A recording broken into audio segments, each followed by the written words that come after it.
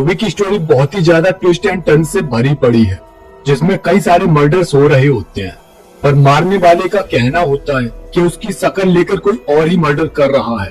अब कौन है रियल किलर, जानने के लिए इस वीडियो को लास्ट तक जरूर देखना।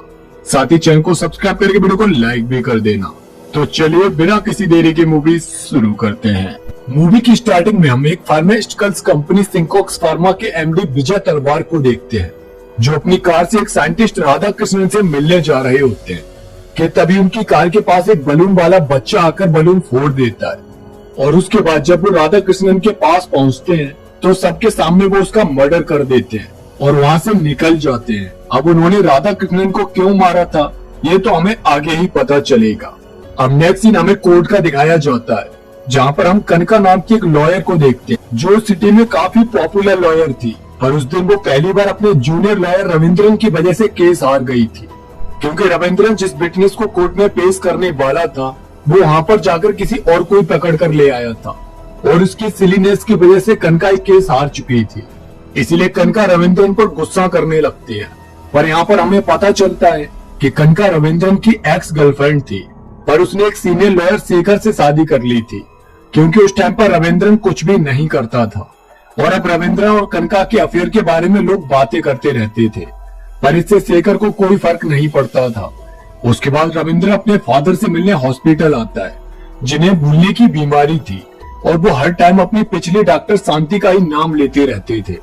अब उधर राधा कृष्णन के मर्डर वाली फुटेजेस न्यूज चैनल्स पर वायरल होने लगती है, और विजय को पुलिस अरेस्ट कर लेती है, क्योंकि उन फुटेजेस में विजय का फेस बिल्कुल क्लियर नजर आ रहा था।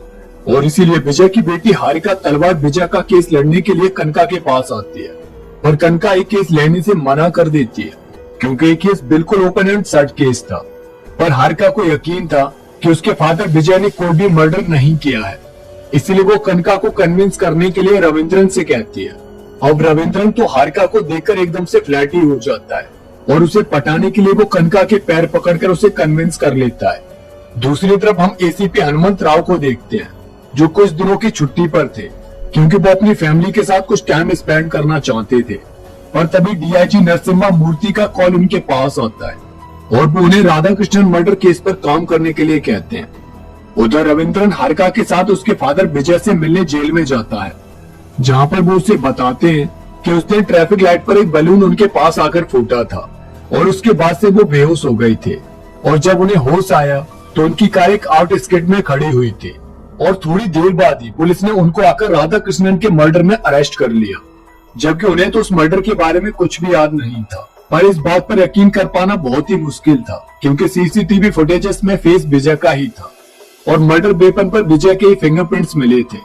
अब दूसरी तरफ जब हनुमंत इस केस को स्टडी करते हैं तो उन्हें यकीन होता है कि इस केस में जरूर कोई कॉन्स्पिरेसी है। वहाँ पर किलर ने विजय को फंसाने के लिए एविडेंस प्लांट किए होंगे, और इसलिए वो इस केस की इन्वेस्टिगेशन में लग जाते हैं। और उधर रविंद्रन विजय के अपोजिशन लॉयर से जाकर मिलता है, और उन्हें बताता है कि वो इस केस को हार जाएंगे, क्योंकि पुलिस के अकॉर्डिंग विजय के हाथ में चोट लगी हुई थी, और अगर ऐसा है तो विजय के ब्लड स्टेन्स मर्डर स्पॉट पर होने चाहिए थे। पर पुलिस को ऐसा वहाँ कुछ भी नहीं मिला था, इसलिए विजय वहाँ कभी था ही नहीं। अब ये सुनकर हारिका रविंद्रन के काम से खुश हो जाती है, पर ये प्लान रविंद्रन पर ही उल्टा पड़ जाता है, क्योंकि ये सुनकर अपोजिशन लॉयर पुलिस को मर्डर स्पॉट पर मिले ब्लड स्टेन्स के डीएनए लेने को कहता है, जो कि विजय से मैच हो जाते हैं। और अब ये केस और ज्यादा कॉम्प्लिकेटेड हो जाता है, जिससे हारिका गुस्से में वहाँ से चली जाती है। उधर हनुमंत अपनी टीम से इस केस से रिलेटेड लास्ट ईयर्स के केसेस में कोई पैटर्न ढूंढने को कहते हैं, और कुछ टाइम बाद उनकी एक फीमेल ऑफिसर रूही को ऐसा ही एक सिमिलर केस मिलता है, जिसमें एक राउडी बंदूक पहलवान ने कुछ टाइम पहले एक औरत निर्मला एंजल के साथ लैंड डिस्प्यूट किया था, और अगले ही दिन निर्मला का मर्डर हो गया था। पुलिस ने बंदूक पहलवान को तो पकड़ लिया, क्योंकि फुटेजेस में उसी का फेस उन्हें दिखाई दिया था। पर बंदूक पहलवान का कहना था कि उसने वो मर्डर किया ही नहीं है, क्योंकि मर्डर वाले दिन जब वो अपनी कार से जा रहा था तब उसके पास आकर एक बलून फूटा था, और वो बेहोश हो गया था। और नेक्स्ट डे जब उसे होश आया तो पुलिस ने उसे पकड़ लिया था। अब ये सब सुनने के बाद हनुमंत बंदूक पहलवान के भाई गोली पहलवान से मिलने जाते हैं, जहाँ पर गोली पहलवान से उन्हें पता चलता है कि एक आदमी उनके पास आया था, जिसने बंदूक पहलवान और गोली पहलवान दोनों का मेजरमेंट लिया था स्टैचू बनाने के लिए। वो लंदन में उनकी स्टैचू बनाना चाहता था, वो भी बिल्कुल फ्री में। और जब वो लोग सीसीटीवी में उसे देखते हैं तो उन्हें उसका फोटो मिल जाता है और वो उस फोटो को हारिका को जाकर दिखाते हैं तो वो बताती है कि आदमी विजय से मिलने भी एक बार आया था और उनका मेजरमेंट लेकर गया था क्योंकि विजय की स्टेचू को लायंस क्लब में बनाना चाहता था और इसलिए हनुमंत को इस आदमी को पकड़ना बहुत जरूरी था। इसीलिए वो उसका पता करते हुए उसके घर तक पहुंच जाते हैं और उससे इसके पीछे की मिस्ट्री पूछते हैं, पर वो वहां से भागने लगता है। पर तभी रूही आकर उसे गन पॉइंट पर ले लेती है और अगले ही मिनट में गोली पहलवान आकर रूही को गन पॉइंट पर ले लेता है और उस बंदे को निकालकर वहां से ले जाने लगता है। भागते हुए हनुमंत बियर की बोतल गोली पहलवान के हाथ में मारता है, जैसे उसका हाथ इंजर्ड हो जाता है, पर फिर भी वो लोग वहां से भाग जाते हैं। अब गोली पहलवान वहां से सीधे डीआईजी नरसिम्हा के पास आता है और उन्हें शूट कर देता है। हालांकि पुलिस उसका पीछा भी करती है पर वो लोग उसे पकड़ नहीं पाते हैं और गोली पहलवान वहां से उस लड़के साकेत के साथ उसके फ्लैट पर जाता है और यहाँ पर एक बहुत बड़ा ट्विस्ट ओपन होता है। दरअसल जिस गोली पहलवान ने सब किया था वो रियल में गोली पहलवान का सिर्फ मास्क लगाए हुए था, जबकि रियल में तो वो रविंद्रन था। उधर नरसिम्हा के मर्डर की वजह से सारे स्टेट में डर का माहौल होता है और सीएम होम मिनिस्टर मुड्डी रेड्डी को सुना रहे होते हैं और उन दोनों के बीच कभी भी नहीं बनती थी। मुड्डी रेड्डी सीएम से बहुत नफरत करता था। दूसरी तरफ पुलिस गोली पहलवान को किडनैप कर लेती है और जब उससे पूछताछ की जाती है तो वो बताता है कि कल तो वो अपने दोस्त के बेटे के बर्थडे पार्टी में था, जहाँ पर उसके पास एक बलून आकर ब्लास्ट हो गया और उससे वो बेहोश हो गया। जब उसे होश आया तो पुलिस ने उसे पकड़ लिया। तभी हनुमंत को साकेत के बारे में पता चलता है कि साकेत एक मेकअप आर्टिस्ट है और उसने कई सारी फिल्मों में एज ए मेकअप आर्टिस्ट काम भी किया है। और हाल ही में एक्टर ब्रह्मानंद ने उसके अगेंस्ट एक एफआईआर फाइल की थी क्योंकि फिल्म के लिए ब्रह्मानंद ने उससे मना कर दिया था और तब साकेत ने ब्रह्मानंद के डुप्लीकेट को लेकर शूट कर लिया था। यानी साकेत ने ब्रह्मानंद का मास्क रेडी करके उसे किसी और को पहनाकर शूटिंग की थी। बाद में उसने इस केस में सेटलमेंट करके बात दबा दी थी और उसी टाइम पर ही साकेत की मुलाकात रविंद्रन से हुई थी और रविंद्रन को साकेत का ये टैलेंट बहुत पसंद आया था और उसके बाद रविंद्रन ने साकेत से दोस्ती कर ली थी, जहाँ पर एक बार साकेत ने रविंद्रन को अपनी गर्लफ्रेंड जानू से भी मिलवाया था और उसी रात पार्टी के बाद रविंद्रन ने साकेत को बेहोश करके उसकी गर्लफ्रेंड जानू को किडनैप कर लिया था और रविंद्रन ने उसे एक सुनसान सी बिल्डिंग के अंदर जंजीरों से बांध कर रखा हुआ था। जब इस बारे में साकेत को पता चला तो उसे बहुत गुस्सा आई, पर रविंद्रन ने साकेत को ब्लैकमेल किया कि अगर उसने उसके अकॉर्डिंग काम नहीं किया तो वो उसकी गर्लफ्रेंड जानू को मार देगा और इसीलिए सबसे पहले रविंद्रन ने बंदूक पहलवान का मास्क बनवाकर निर्मला का मर्डर कर दिया था और उसके मर्डर में बंदूक पहलवान को जेल करा दी थी। उसके बाद कई सारे मास्क बनाकर उसने क्राइम करना शुरू कर दिया, जैसे कि विजय और गोली पहलवान का मास्क। उसके बाद नेक्स्ट डे हनुमंत रविंद्रन के पास ब्रह्मानंद वाली फाइल देखने के लिए आते हैं क्योंकि उस टाइम पर वो केस कनका ने ही हैंडल किया था और वो वहाँ पर रविंद्रन के हाथ में चोट देख लेते हैं जो कि उन्होंने गोली पहलवान के हाथ में बियर की बोतल से बनाई थी और वो समझ जाते हैं कि इन सब मर्डर्स के पीछे रविंद्रन ही है। और रविंद्रन उन्हें थ्रेट करता है कि वो उसका कुछ भी नहीं बिगाड़ सकते हैं क्योंकि उसे कोर्ट के सारे रूल्स पता है, वो उसके अगेंस्ट कोई सिंगल एविडेंस भी नहीं ढूंढ पाएंगे। और फिर रविंद्रन उन्हें एक क्रीपी सी स्माइल देता है जिससे हनुमंत को भी पहली बार डर लगता है क्योंकि इस तरह का क्रिमिनल उन्हें आज तक नहीं मिला था। वो एक शैतान था। वो इस बारे में हारिका को जाकर बता देते हैं और रविंद्रन से दूर रहने के लिए कहते हैं और उसी सेम टाइम पर रविंद्रन एक लड़की कीर्तना के साथ इंटीमेट हो रहा होता है। अब ये सब जानने के बाद हारिका रविंद्रन के बारे में जानकारी इकट्ठा करने लगती है और most of the information Ravindran का असिस्टेंट ही उसे दे देता है और इसीलिए अब रविंद्रन हारिका को मारने की प्लानिंग करता है, जिसके लिए वो शेखर के पास जाता है और रात को उसके साथ ड्रिंक करते हुए उसे ड्रिंक में दवा मिलाकर बेहोश कर देता है और साकेत को बुलाकर उसका फेस मास्क रेडी करा लेता है। और उसी बीच रविंद्रन शेखर के फोन से हारिका को बल्कि मैसेज भेजता है जैसे कि वो उसके केस को लड़कर उसके फादर को तो बचा सकता है, पर उसके लिए उसे एक रात उसके साथ बितानी होगी। अब ये सब होने के बाद रविंद्रन शेखर के मास्क को पहनकर रात में ही हारिका के घर पहुंच जाता है, जहां पर वो हारिका से जबरदस्ती करने लगता है और उसकी सिक्योरिटी को भी मारता है। उसके बाद वो हारिका के रूम में आकर अपना मास्क निकाल देता है और फिर अपने ही रूप में हारिका के साथ रेप कर देता है। वो खुद को बचाने की बहुत कोशिश करती है पर वो बचा नहीं पाती है और फिर रविंद्रन चाकू से हारिका का गला काटकर वहां से निकल जाता है। अब नेक्स्ट डे पुलिस शेखर को अरेस्ट करने के लिए उसके घर आ जाती है, जबकि शेखर को लास्ट नाइट के बारे में कुछ भी याद नहीं था।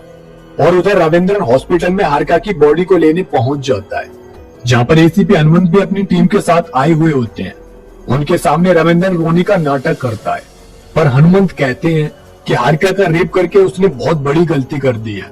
अब उन्हें हारिका के पोस्टमार्टम के बाद उसके अगेंस्ट एविडेंस मिल ही जाएंगे। और रविंद्र उन्हें बताता है कि मर्डर वेपन पर शेखर के ही फिंगरप्रिंट है और जिस बेड पर रेप हुआ था वहाँ पर उसे शेखर का ही स्पर्म मिलेगा जो उसने पहले ही कलेक्ट करके रख लिया था। यह सुनकर हनुमंत को गुस्सा आने लगती है। उसके बाद जब रविंद्र अपने साथी रघु के साथ साकेत के पास आता है तो वो उस पर इतने सारे मर्डर्स करने के लिए गुस्सा करने लगता है, पर रविंद्र उसे याद दिलाता है कि उसकी गर्लफ्रेंड जानू अभी भी उसके ही पास है। वो चाहे तो उसके साथ कुछ भी कर सकता है और इसीलिए साकेत अब डर जाता है।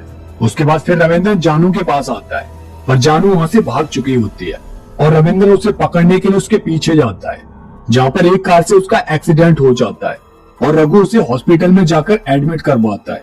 वहाँ पर जानू डॉक्टर को हेल्प के लिए बोलने ही वाली होती है, मगर तभी वहाँ पर रविंद्र आ जाता है और उसे अपने साथ ले जाता है। पर यह सब उस डॉक्टर को थोड़ा अजीब लगता है, इसलिए वो पुलिस को इस बारे में जाकर बता देता है। और तब हनुमंत हॉस्पिटल की सीसीटीवी फुटेजेस चेक करते हैं तो उन्हें पता चलता है कि लड़की तो साकेत की गर्लफ्रेंड है, यानी साकेत की गर्लफ्रेंड को किडनैप करके रविंद्र ने उसे ब्लैकमेल करके सब मास्क रेडी कराए हैं। और उधर इस बारे में रविंद्रन को पता चल जाता है, इसीलिए वो साकेत से इस बार डॉक्टर का फेस मास्क बनवाता है और उसे पहनकर हनुमंत को मारने के लिए निकल पड़ता है। पर इस बार साकेत पर रहा नहीं जाता है, इसलिए वो हनुमंत को कॉल करके उन्हें बता देता है कि रविंद्रन डॉक्टर का फेस मास्क लगाकर उसे आज मारने वाला है। और जैसे ही डॉक्टर हनुमंत को मारने के लिए आता है तो उन दोनों के बीच गोलियां चलना स्टार्ट हो जाती हैं और फिर डॉक्टर वहां से भागने लगता है, पर भागते हुए हनुमंत उसे शूट कर देते हैं और उसकी मौत हो जाती है। और जब वो उसके मास्क को हटाने की कोशिश करते हैं तो उन्हें पता चलता है कि उन्होंने रियल डॉक्टर को ही मार दिया है।